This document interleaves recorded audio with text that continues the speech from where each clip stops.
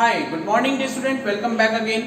आज आप लोगों से हम लोग बात करते हैं बेटा। आज के इस लेक्चर में हम लोग पढ़ेंगे क्लास 12 हिंदी मीडियम बायोलॉजी के अपने नेक्स्ट टॉपिक की चैप्टर नंबर 22 है आप लोगों का। और टॉपिक आप लोगों का बेटा पाचन की क्रियाविधि चल रहा था, जिसमें बुक में आप लोगों का जो पेज नंबर है वो 182 के ऊपर है। नॉर्मली मैं आप लोगों को बात करूं तो जेन्युइनली हम लोग बात करें तो 182 पेज के ऊपर है आप लोगों का बुक का जो टॉपिक है वो कि बस आप छोटी आंत में पाचन यानी कि स्मॉल इंटेस्टाइन में पाचन। सुनिएगा मेरी बात, मैंने आप लोगों को पहले भी क्लियर किया था बेटा, छोटी आंत जो है वो एक महत्वपूर्ण अंग है, ठीक है। नॉर्मली जो पाचन की संपूर्ण क्रियाविधि है ना बेटा, सारे के सारे जितने रिएक्शंस है पाचन के वो जनरली छोटी आंत में पूरा होता है। क्लियर है ना? तो पाचन की दृष्टि से सबसे महत्वपूर्ण अंग आप लोगों का छोटी आंत है। क्रिया किस तरीके से होती है आज हम लोग बात करते हैं उसके बारे में, ठीक है, कि छोटी आंत में एक्चुअल पाचन की क्रिया क्या होती है। अभी आप लोगों को पूरा बोर्ड भरा हुआ दिखाई दे रहा है, कुछ समझ में नहीं आ रहा, और मैं कह रहा हूं कि इसके जितना सिंपल कोई सब्जेक्ट नहीं है, इसके जितना सिंपल कोई टॉपिक नहीं है, ठीक है। क्या है, किस तरीके से है वो सुनिएगा। नॉर्मली अगर हम लोग बात करें तो हमारा छोटी आंत में पाचन है। क्या है छोटी आंत? एक लंबी नलिका रूपनुमी संरचना है, ठीक है ना, जिसके 3 भाग होते हैं, ड्यूडेनम, जेजुनम और इलियम। हम लोग पढ़ चुके थे। ड्यूडेनम को आप लोग ग्रहणी बोलते हो, जेजुनम को आप लोग आंत्र बोलते हो, और इलियम को आप लोग छोटी क्षुद्रांत बोलते हो, ठीक है। अब ये भाग है, इसमें क्रियाएं किस तरीके से होती है वो सुनिएगा। सबसे पहले जो अमाशय है ना बेटा, जो अमाशय, अब अमाशय से काइम निकलता है, ठीक है। अमाशय में जो पचित भोजन है आप लोग पढ़ चुके हो लास्ट लेक्चर के अंदर, उसे आप लोग क्या बोलते हो? काइम। यानी काइम क्या है? अमाशय में पचा हुआ भोजन। वो कैसा होता है बेटा? अर्धतरल होता है, अर्धतरल होता है, ठीक है, जिसमें प्रोटीन और कार्बोहाइड्रेट का आंशिक रूप से पाचन हो चुका होता है। यानी आंशिक पाचन हो चुका होता है किसका? प्रोटीन और कार्बोहाइड्रेट का। प्रोटीन और कार्बोहाइड्रेट का, ठीक है, आंशिक रूप से पाचन हो जाता है। और वो प्रोटीन और कार्बोहाइड्रेट किसमें बदलते हैं? प्रोटीन जो है वो प्रोटीओज, ठीक है, डाइपेप्टाइड और पॉलीपेप्टाइड में टूट चुके होते हैं, ठीक है। ऐसे कार्बोहाइड्रेट जो है वो भी स्टार्च से अमाइलेज एंजाइम स्टार्च से उसको गैलेक्टोज वगैरह में तोड़ चुका होता है। क्लियर है? अब जैसे ये निकल कर आया तो सबसे पहले वो कौन से भाग में जाता है? छोटी आंत के सबसे पहले वो एंट्री करता है बेटा ग्रहणी में। याद रखिएगा, सबसे पहले जो अमाशय से निकला हुआ काइम है वो कहां जाएगा आप लोगों का? ग्रहणी के अंदर जाएगा, यानी कि ड्यूडेनम के पास जाएगा। अगर काफी लोग जो इंग्लिश पढ़ना चाहते हो तो ग्रहणी को आप लोग क्या बोलते हो? ड्यूडेनम बोलते हो। अच्छा, ग्रहणी की भित्ति में बेटा ब्रूनर की ग्रंथियां होती है। कौन सी ग्रंथियां होती है? ब्रूनर की ग्रंथियां, ब्रूनर ग्लैंड्स होती है। तो ब्रूनर ग्लैंड्स एक लिक्विड रिलीज करती है, एक लिक्विड, एक तरल पदार्थ, हल्का तरल, यानी कि एक तरल पदार्थ, ये क्षारीय तरल। और वो तरल कैसा है? बेसिक है, अल्कलाइन है। क्षारीय क्यों? क्योंकि उसकी पीएच क्या है बेटा? मोर देन 7 से अधिक है। और यहाँ पर देखो मैंने पीएच लिखा भी हुआ है, 8 से 9 है। पीएच जो है वो याद करना है सॉरी, ठीक है। तो पीएच इसकी क्या है? 8 से 9 है। अब क्या होगा वो सुनिएगा। अब ब्रूनर ग्रंथियों ने बेटा एक क्षारीय तरल निकाला। वो क्षारीय तरल किसका मिश्रण है? श्लेष्मा और बाइकार्बोनेट का, HCO3 का, ठीक है। अब ये श्लेष्मा और बाइकार्बोनेट के साथ में, इस तरल के साथ में उसमें अग्नाशय रस और पित्तरस और आकर मिल जाता है भाई। क्षारीय तरल है, क्षारीय तरल के साथ साथ ग्रहणी में अब अग्नाशय रस कहां से निकल रहा है? अग्नाशय से निकल रहा है। और पित्तरस कहां से निकल रहा है? ये मेन क्वेश्चन है। पित्तरस कहां से निकल रहा है? मेन क्वेश्चन और मेजर क्वेश्चन हमारा ये है। तो पित्तरस बेटा किससे निकलता है? आपके पित्ताशय। अच्छा, काफी लोग क्या बोलते हैं कि पित्तरस जो है वो पित्ताशय से निकलता है। गलत। निकलता तो आपका लिवर से हो, लेकिन लिवर से निकलने के बाद जो आपका गॉल ब्लैडर है, जो आपका पित्ताशय है, उस गॉल ब्लैडर में जाकर वो क्या हो जाता है? स्टोर हो जाता है। गॉल ब्लैडर में, पित्ताशय में जाकर वो क्या हो जाता है? संग्रहित हो जाता है, एकत्रित हो जाता है। समझ में आया भाई? निकलना और एकत्रित होने में दिन और रात का अंतर है भाई। सुनिएगा मेरी बात, जो मैं कहना चाह रहा हूं सुनिएगा। निकलने और एकत्रित होने में दिन और रात का अंतर है, ठीक है ना। अब पित्तरस निकला तो ये श्लेष्मा और इनका कॉम्बिनेशन करेगा क्या? सुनिएगा, ये तीनों है, इनका पहला काम होगा जो काइम है, काइम की अम्लीयता। अच्छा, काइम में अम्लीयता क्यों होती है भाई? मेन क्वेश्चन आया ना, पहला क्वेश्चन आया, कई बार पेपर सेटर पूछ लेता है, सीधे क्वेश्चन तो तुम भूल जाओ कि नहीं तुम्हें देगा, ठीक है, चाहे वो बोर्ड हो चाहे एनसीईआरटी हो, नीट का पेपर हो। तो अम्लीयता कौन दूर करता है? अम्लीयता किसके कारण होती है? क्योंकि अमाशय में कौन सा एसिड है? HCl है ना बेटा। अब आप लोग ये मत बोलना कि सर बायोलॉजी पढ़ाते पढ़ाते आपका केमिस्ट्री में घुस गए। बेटा जहाँ केमिस्ट्री की रिक्वायरमेंट है केमिस्ट्री पढ़ेंगे हम लोग बायोलॉजी में, जहाँ फिजिक्स का रिक्वायरमेंट है वहाँ फिजिक्स भी पढ़ेंगे, और न्यूमेरिकल पोर्शन है वहाँ न्यूमेरिकल भी करेंगे। अब काफी स्टूडेंट्स बेटा डर गए होंगे कि भाई न्यूमेरिकल्स बायोलॉजी में, हम लोगों ने मैथ से बचने के लिए तो बायोलॉजी लेफ्ट किया, बायोलॉजी चुना, ठीक है, वो ठीक है, आगे की बात है, ओके। अब काइन की जो एसिडिटी है, अम्लीयता है, उसको कम कर देते हैं। करता कौन है बेटा? बाइकार्बोनेट आयन की वजह से कम हो जाती है, ठीक है। अब बाइकार्बोनेट आयन जो है ना, अब ये जब एसिडिटी खत्म हो गई तो ये भोजन जो है ये आंत में आता है, ठीक है। अब आंत में उसके साथ आंत्र रस आकर मिल जाता है। क्या आकर मिल जाता है? आंत्र रस। क्या आकर मिलता है बेटा? आंत्र रस। और आंत्र रस का काम क्या है? नॉर्मली आंत्र रस जो है उसमें जल, उसमें क्या होता है? वाटर होता है, ठीक है, और जल अपघट्य है। अब आंत्र रस में है क्या? ये क्षारीय पदार्थ है, पहली बात, क्षारीय यानी बेसिक है। तो इसकी पीएच क्या है? 7.5 to 8 है इसकी पीएच। इसकी पीएच कितनी होती है?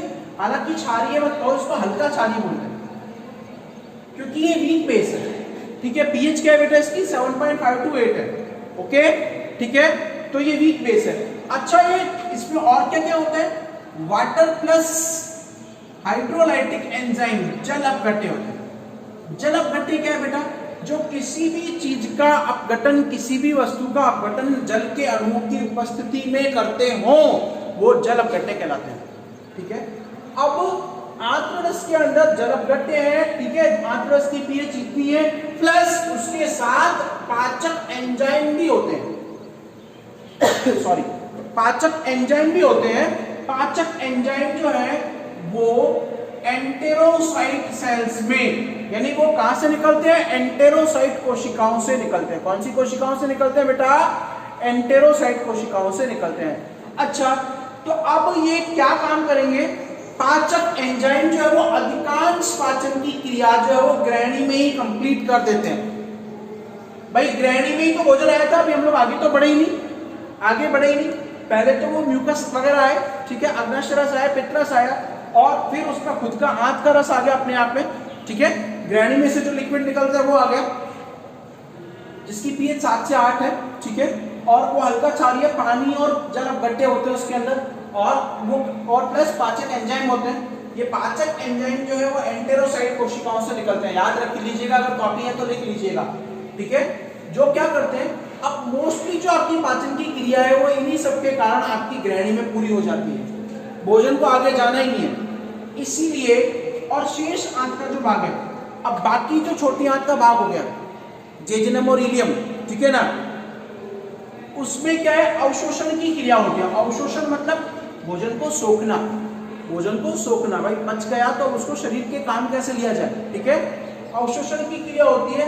अतः भोजन आंत में 4 से 5 घंटे तक रहता है। याद रखिएगा, आंत में भोजन कितने घंटे तक रहता है? लगभग 4 से 5 घंटे आपकी आंत में भोजन रहता है। इसीलिए पाचन की दृष्टि से आपका सबसे महत्वपूर्ण अंग आपकी छोटी आंत होती है। क्लियर है? क्लियर है? याद हो गया? आगे चलते हैं, ठीक है। अब थोड़ा सा आगे चलते हैं कि इसमें कौन कौन क्या क्या किस किस तरीके से काम कर रहा है।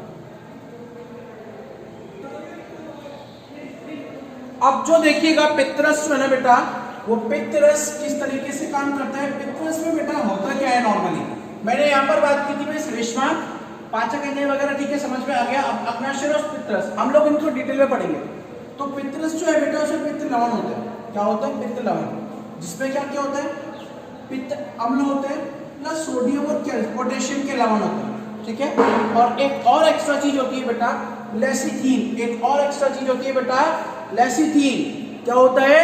लेसिथीन, ठीक है। लेसिथीन क्या है? सुनिएगा मेरी बात, ये वसा के पायसीकरण। अच्छा, पायसीकरण का मतलब क्या होता है? सुनिएगा, जो लार्ज फैट मॉलिक्यूल्स है ना, उनको कम डायमीटर वाले, कम व्यास वाले छोटे वसा गोलिकाओं में या फिर स्मॉल फैट मॉलिक्यूल्स में ट्रांसफर कर देना क्या कहलाता है? पायसीकरण कहलाता है, ठीक है, ठीक है।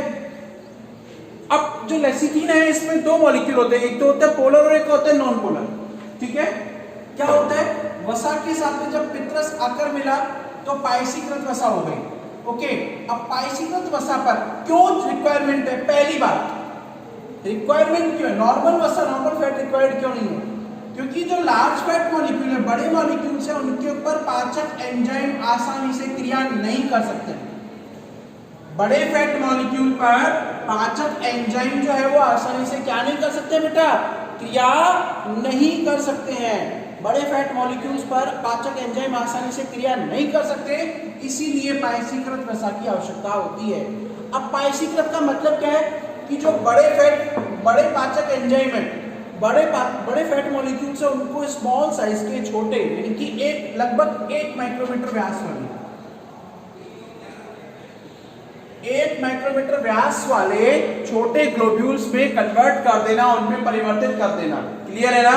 और जब ये परिवर्तित हो जाएंगे, छोटे सारे एक जैसे मॉलिक्यूल बन जाएंगे, तो इसे आप लोग बोलते हो पायसीकरण। इसे आप लोग क्या बोलते हो, पायसीकरण। इसे आप लोग क्या बोलते हो बेटा, पायसीकरण। ठीक है ना? ओके, अब बात करते हैं अग्नाशय रस की। अग्नाशय रस की अगर हम लोग बात करें तो इनमें बेसिकली प्रोटीन पाचक एंजाइम होते हैं। तो आपसे क्वेश्चन पूछा जाता है कि मानव शरीर में वसा का संपूर्ण पाचन और प्रोटीन का संपूर्ण पाचन कहाँ होता है? तो वसा और प्रोटीन दोनों का संपूर्ण पाचन बेटा आप लोगों की बॉडी में छोटी आंत के अंदर होता है, और वैसे कंप्लीट पाचन की क्रियाविधि भी छोटी आंत में संपूर्ण होती है। ठीक है, लेकिन जो कॉम्प्लेक्स है वसा का पाचन और प्रोटीन का पाचन बेटा अपने आप में बहुत कॉम्प्लेक्स मैकेनिज्म है, बहुत जटिल क्रियाएं हैं, तो ये दोनों क्रियाएं छोटी आंत में होती है। अग्नाशय रस में बेटा क्या है, प्रोटीन पाचक एंजाइम होते हैं। कौन कौन से? Trypsin, chymotrypsin, carboxypeptidase, elastase. ठीक है, इलेस्टेस शुरुआत में बेटा ये निष्क्रिय अवस्था में, शुरुआत में डीएक्टिवेटेड अवस्था में होते हैं, निष्क्रिय अवस्था में होते हैं। तो इनका सक्रियकरण कैसे होता है? इनके सक्रियकरण के लिए एक एंजाइम रिक्वायर्ड होता है जिसे आप लोग बोलते हो एंटेरोकाइनेज। जिसे आप लोग क्या बोलते हो, एंटेरोकाइनेज। ठीक है, एंटेरोकाइनेज क्रिया कैसे करेगा वो सुनिएगा। सबसे पहले एंटेरोकाइनेज जो है ना वो इस ट्रिप्सिनोजन को, वो किसको, ट्रिप्सिनोजन को अपना सबस्ट्रेट चूज करता है। ठीक है, यानी ट्रिप्सिनोजन क्या है, इस ट्रिप्सिन की निष्क्रिय अवस्था। भाई ट्रिप्सिन की निष्क्रिय अवस्था क्या है, ट्रिप्सिनोजन है। तो एंटेरोकाइनेज एंजाइम किसके ऊपर काम करेगा बेटा, इस ट्रिप्सिनोजन एंजाइम के ऊपर काम करेगा, यानी कि निष्क्रिय अवस्था को अपना क्रियाधार की तरह काम में लेगा। जैसे ही निष्क्रिय अवस्था में आया, अब एंटेरोकाइनेज ने इसको वर्क करना स्टार्ट किया, तो इसको ये कन्वर्ट कर देता है ट्रिप्सिन में। इसमें कन्वर्ट करता है ट्रिप्सिन में। अब ट्रिप्सिन जो वो सक्रिय एंजाइम बन जाता है, वो क्या हो जाता है, सक्रिय एंजाइम। वो क्या हो जाता है, सक्रिय एंजाइम। ठीक है, अब ये ट्रिप्सिन जो है ये बाकी के बचे हुए तीनों एंजाइम्स को निष्क्रिय से सक्रियकरण में सहायक होता है। ठीक है, तो कैसे काम करेगा सुनिएगा। ये काइमोट्रिप्सिनोजन को बेटा काइमोट्रिप्सिन में बदल देता है। ठीक है, प्रो कार्बोक्सीपेप्टिडेज को कार्बोक्सीपेप्टिडेज में बदलता है। प्रो इलेस्टेज, ये तीनों अवस्थाएं निष्क्रिय अवस्थाएं, इन तीनों को इलेस्टेज, कार्बोक्सीपेप्टिडेज और काइमोट्रिप्सिन में बदल देता है, यानी कि उनका सक्रियकरण कर देता है। ठीक है, अब सर यहां तक तो हम लोग समझ गए। अब आगे चलो क्या काम होता है सक्रियकरण होने के बाद। अब सुनिएगा मेरी बात। ठीक है, पित्ररस में आप लोगों का वसा का वाइसीकरण कर दिया, उसने वसा का डाइजेशन कर दिया, लेकिन अग्नाशय रस जो है वो उसकी क्रियाविधि पढ़ते हैं। अग्नाशय रस के अंदर जो ट्रिप्सिन एंजाइम है, वो पहली बात एंजाइम की पीएच जरूर याद रखिएगा, क्योंकि पेपर में कई बार क्वेश्चन पूछा जाता है। अब जो ट्रिप्सिन एंजाइम है वो आंशिक रूप से पचित प्रोटीन है। अब आंशिक पचित प्रोटीन बेटा कौन से थे, प्रोटीएज थे, पेप्टोन और पॉलीपेप्टाइड थे। वो कहां से आए आंशिक पचित प्रोटीन, जो इस काइम में थे, जो कहां पर थे, काइम में। अब अग्नाशय रस यहीं तो काम मिल रहा है, तो हम लोग क्या है इनको डिटेल में पढ़ रहे हैं। पहले हमने पूरी ओवरव्यू तो पढ़ लिया पूरी रिएक्शन का कि क्या क्या हो रहा है। ठीक है, अब आंशिक पचित प्रोटीन जो है उसके ऊपर ट्रिप्सिन एंजाइम काम करता है और उसको डाइपेप्टाइड में, ट्राइपेप्टाइड में और पॉलीपेप्टाइड में, बेटा रिएक्शन एज मस्ट, रिएक्शन बहुत जरूरी है इसलिए इनको याद रखना, ठीक है, पॉलीपेप्टाइड में बदल देता है, पॉलीपेप्टाइड में क्या कर देता है बेटा, बदल देता है, क्लियर है। उसके बाद आता है बेटा, अब फिर मैंने एक स्थान बनाया, जो छोटे पॉलीपेप्टाइड है उनको कार्बोक्सी पेप्टिडेज जो है वो अमीनो अम्ल और डाइपेप्टाइड में बदल देता है, अमीनो अम्ल और डाइपेप्टाइड में बदल देता है, क्लियर है, क्लियर है ना बेटा, अमीनो अम्ल और डाइपेप्टाइड में बदल देता है, ओके। अब फिर मैं बात करता हूं, इलेस्टेज एंजाइम काफी बार में काम करता है, ठीक है। इलेस्टेज क्या है, भोजन में जो उपस्थित है इलास्टिन के तंतु, बेटा फाइबर्स, कई बार हम लोग ऐसा भोजन लेते हैं जो फाइबर के फॉर्म में होता है, ठीक है, ओट्स वगैरह, ओट्स रागी वगैरह जो होते हैं, और इलास्टिन के तंतुओं का पाचन बेटा इलेस्टेज एंजाइम काम करता है, ठीक है, इलास्टिन के तंतुओं का पाचन जो वो क्या करता है, इलेस्टेज एंजाइम करता है, क्लियर है, क्लियर है, ठीक है। एंटेरोग्लाइनेज जो है ना बेटा वो इलास्टिन के तंतुओं का पाचन कर देता है, ओके।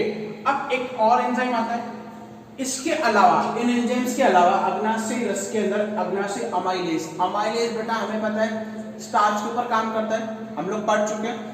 अमाइलेज एंजाइम बेटा एक बहुत पावरफुल एंजाइम है, सबसे ज्यादा पावरफुल बोलते हो कि नॉर्मली जो कम समय में बहुत तेज गति से कार्य कर सके, ठीक है, तो ये पावरफुल एंजाइम है, शक्तिशाली है, जो स्टार्च को माल्टोज में और ग्लाइकोजन को ओलिगोसैकेराइड में कुछ ही मिनटों में, यानी कि आधे घंटे में, लगभग 30 मिनट का समय लेता है, आधे घंटे में ये क्या कर देता है, स्टार्च का कन्वर्जन कर देता है। तो छोटी आंत में बेटा देखिएगा, पहले प्रोटीन का पाचन हुआ, अभी वसा का और पढ़ेंगे हम लोग, कार्बोहाइड्रेट का पाचन, यानी कि संपूर्ण पाचन की क्रियाविधि कहाँ हो रही है, छोटी आंत के ग्रहणी वाले भाग में होती है, ठीक है।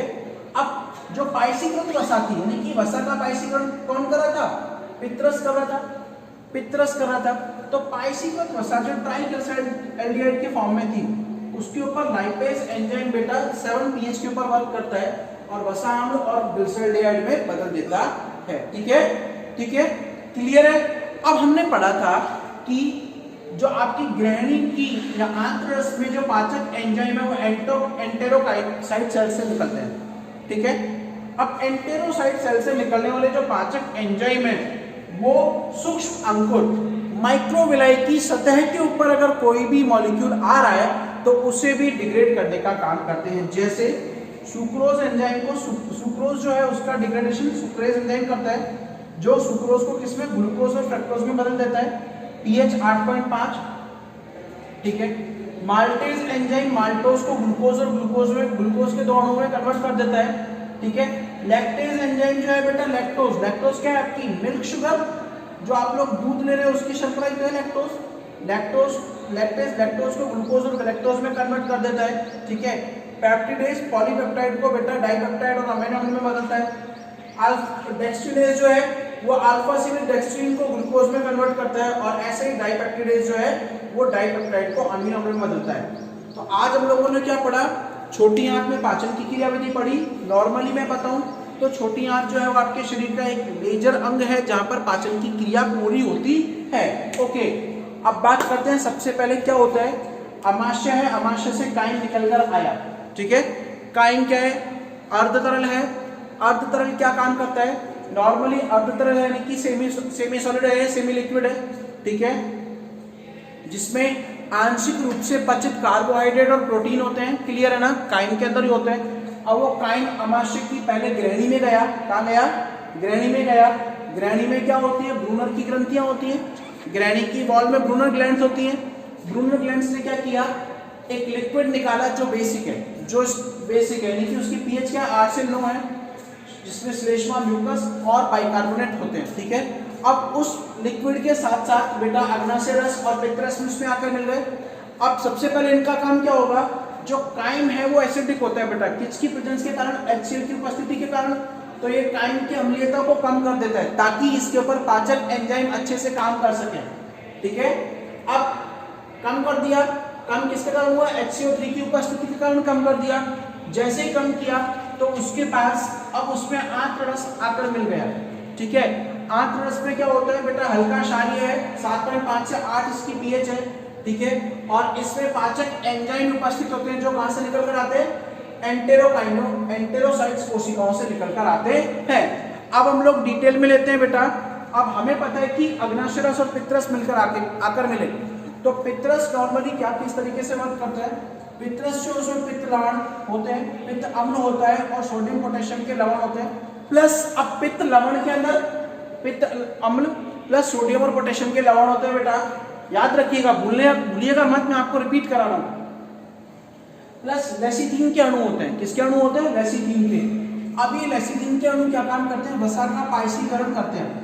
लेसिथीन में बेटा सुनना मेरी बात, पायसीकरण का मतलब क्या होता है, बड़ी वसा गोलिकाओं को छोटे एक समान आकार के वसा गोलिकाओं में या बूंदों में बदलना वसा का पायसीकरण कहलाता है, ठीक है। या बड़े वसा के अणुओं का छोटे अणुओं में परिवर्तन क्या कहलाता है, वसा का पायसीकरण कहलाता है। ओके, देन हम लोग बात करते हैं, सुनिएगा, वसा का पायसीकरण हो गया। पायसीकरण होने के बाद क्या होगा, जैसे ही वसा का पायसीकरण हुआ तो उस केस में अब आगे देखिएगा क्या होगा, बड़े वसा अणुओं को छोटे वसा अणुओं में परिवर्तित हो गए, क्लियर है ना। अब कैसे होंगे, लेसिथीन में बेटा दो पोर्शन होते हैं, एक तो होता है अध्रुवीय भाग नॉन पोलर और एक होता है ध्रुवीय। अध्रुवीय भाग किसमें कन्वर्ट होता है, अध्रुवीय भाग बेटा वसा के साथ में घुल जाता है, ठीक है। और जो ध्रुवीय भाग है वो क्या करता है, अध्रुवीय भाग वसा गोलिकाओं की सतह से घुल जाएगा और ध्रुवीय भाग जो है वो गोलिकाओं का पृष्ठ तनाव जो है, सरफेस एरिया जो है उसको कम करता है, जिससे उनका साइज जो है वो क्या हो जाएगा, कम हो जाएगा, वसा का पायसीकरण हो जाता है, क्लियर है। अब अग्नाशयरस जो है नॉर्मली इसमें प्रोटीन पाचक एंजाइम, हालांकि वसा पाचक एंजाइम भी होते हैं और आपके स्टार्च पाचक एंजाइम भी होते हैं, लेकिन मेनली प्रोटीन पाचक एंजाइम होते हैं जो ट्रिप्सिन, काइमोट्रिप्सिन, कार्बोक्सीपेप्टिडेज और इलेस्टेज होते हैं, ठीक है। काम क्या करते हैं, किस तरीके से करते हैं, सुनिएगा बेटा। सबसे पहले ये जो एंजाइम होते हैं निष्क्रिय अवस्था में होते हैं, ठीक है। अब इनके सक्रियकरण के लिए एक दूसरा एंजाइम एंटेरोकाइनेज रिक्वायर्ड होता है। एंटेरोकाइनेज ट्रिप्सिनोजन, जो ट्रिप्सिन की निष्क्रिय अवस्था है उसको ट्रिप्सिन में बदलता है। अब ये ट्रिप्सिन, काइमोट्रिप्सिन, प्रोकार्बोक्सीपेप्टिडेज और प्रोइलेस्टिन की जो निष्क्रिय अवस्थाएं हैं उनका सक्रियकरण काइमोट्रिप्सिन, कार्बोक्सीपेप्टिडेज और इलेस्ट्रेज में बदल देता है, ठीक है।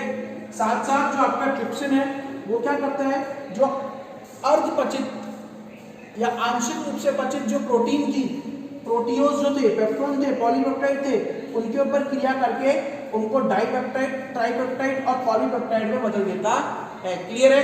यानी प्रोटीन का पाचन कर देता है। तो प्रोटीन के पाचन में कौन कौन से एंजाइम है, अगर आज की बात करें आप लोग तो ट्रिप्सिन और ट्रिप्सिनोजन, ठीक है। और अगर आप लोग अमाशय की बात करें तो पेप्सिन, अमाशय की बात करें तो पेप्सिन, ठीक है। फिर छोटे पॉलीपेप्टाइड को कार्बोक्सीपेप्टिडेज एंजाइम जो अमीनो अम्ल और ट्राइपेप्टाइड में बदल देता है, ठीक है। फिर नेक्स्ट आता है आप लोगों के पास में, आगे हम लोग बात करते हैं जो जनरली सुनिएगा, इलेस्टेज एंजाइम जो है ना बेटा, इलेस्टेज एंजाइम इलास्टिन के तंतुओं का पाचन करता है। भोजन में उपस्थित इलास्टिन के जो तंतु हैं उनका पाचन कौन करता है, इलेस्टेज एंजाइम करता है, ठीक है। अब बात करते हैं अग्नाशय अमाइलेज, बेटा मैंने स्टार बनाया हुआ है, याद रखने की चीज है क्योंकि ये एक बहुत ज्यादा पावरफुल एंजाइम है, बहुत शक्तिशाली एंजाइम है। काम क्या करता है, ये स्टार्च को माल्टोज में और ग्लाइकोजन को ओलिगोसैकेराइड में बदल देता है। लगभग आधे घंटे का समय लेता है, बस आधे घंटे का समय लेता है। अब जो पायसीकृत वसा थी, ठीक है, जिसको आप लोग पित्त लवण जो है वो वसा का पायसीकरण करके उसके छोटे मॉलिक्यूल बना रहे थे, अब छोटे मॉलिक्यूल्स को कुछ ही मिनट के अंदर लाइपेज एंजाइम जो है वसा अम्ल और ग्लिसरॉल्डिहाइड में बदल देता है, ठीक है। इसके